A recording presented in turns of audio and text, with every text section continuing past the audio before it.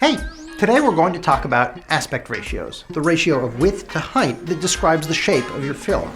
Before you shoot a frame of your movie, you need to decide what aspect ratio to use. A guy I know once asked legendary DP Janusz Kaminski how he makes the choice. He said, it's simple. Landscapes, you use a wide aspect ratio. Dinosaurs, you use a tall one. It's a dinosaur. But is it really that simple? The decision you make about your aspect ratio will impact the staging and framing of every single shot in your film. So, to test Mr. Kaminski's theory, we're going to take a deeper dive into aspect ratios.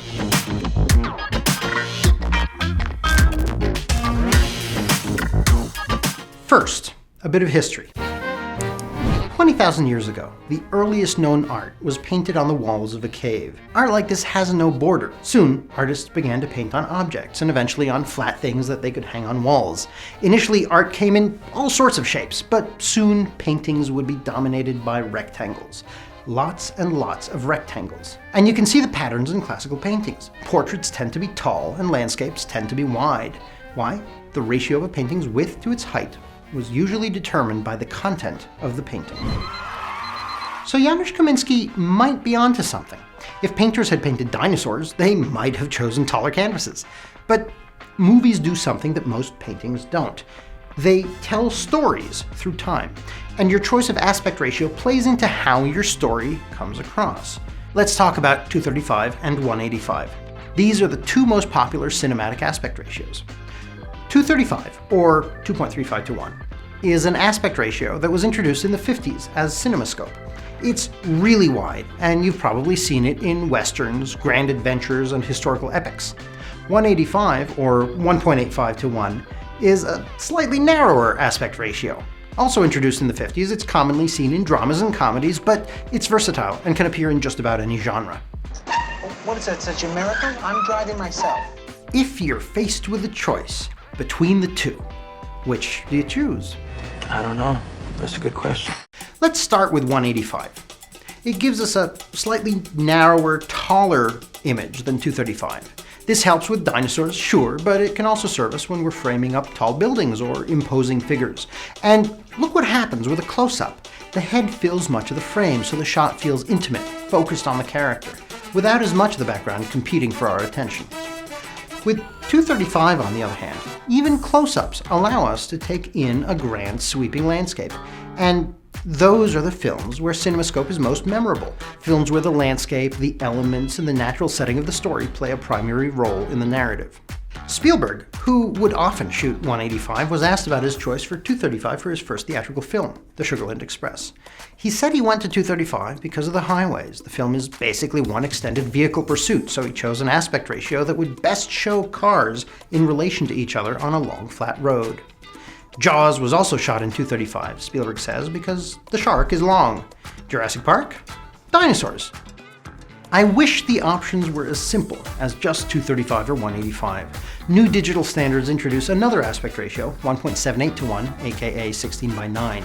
This is the standard aspect ratio for modern TV, and it's the default for most online video. And because we're not constrained by the size of a piece of film or by the particulars of a projection system, it's much easier to create content in just about any aspect ratio we want these days. If you want to make a movie in 5 to 1, you can. It would look kind of like this. I don't know why you'd do it, but you can. So the options can be dizzying. How do you pick? Why does everything have to be so complicated? Here are 4 considerations to help you come to a decision. First, genre. Study the playing field. What do other films in your genre typically do?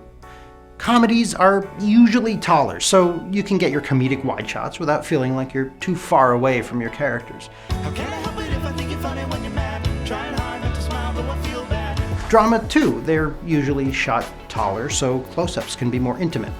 Adventures, sweeping epics, and stories that feature dramatic landscapes tend to be shot very wide, so that even in a close-up, the terrain remains present on screen. Next, consider the level of realism you're trying to achieve. Do you want people to respond to your film as fact or fantasy? Of the popular aspect ratios, the taller ones, like 185, match our optical field of view more closely than Cinemascope. If you're telling a gritty crime drama, you might want your image to approximate what we see in the real world. But if you're telling a fantasy, it might help to present it with a wider image, something that differs from how we normally see the world. If we notice there's something different about the frame, we're more likely to accept the magic of the world within it. Your next step is to consider the setting of your story. In particular, how do the setting and the characters relate? In some stories, the setting is really important. For those, you should choose an aspect ratio that best captures it. This doesn't always mean going for the widest aspect ratio possible. If you've got a film where the tall buildings of a big city play heavily into the story, you might want to consider a taller frame to capture the feeling. A few years back, I directed a film that's set pretty much entirely inside a small house. It's an oppressive setting, so I went all out and framed the film in 1.33, like silent films and old TV. I wanted the frame to box my characters in the way the house was boxing them in. Finally, consider your characters. How do they relate to each other? If your characters relate horizontally, like gunslingers at the end of a Western, you can use a wider aspect ratio to really great effect. But if you're playing with the dynamic between tall and short characters, or characters who relate vertically, a taller aspect ratio might serve you better.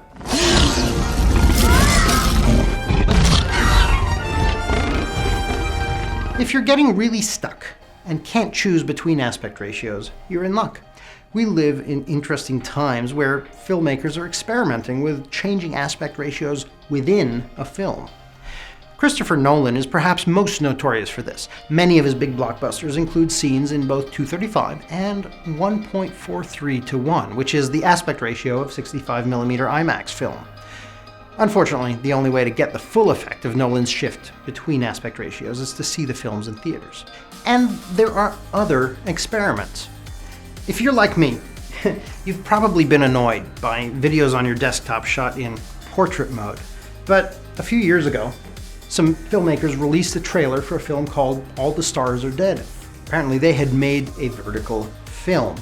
Other artists got inspired and a quiet film movement emerged. Now there's even a film festival for vertical films, and thanks to modern social networks, brands are now using vertical aspect ratios to shoot their videos and ads. But vertical films are far from mainstream. There was a huge backlash against the aspect ratio when All the Stars Are Dead trailer first hit.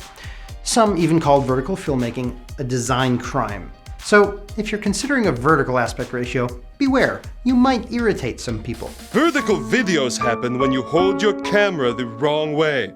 Your video will end up looking like crap. So, with all of this choice, it's even more important to remember that it all comes down to story. What story are you telling, and what are the best dimensions for the window through which you'll tell it? Now that you've got some parameters to help you choose an aspect ratio, it's time to put your knowledge to use.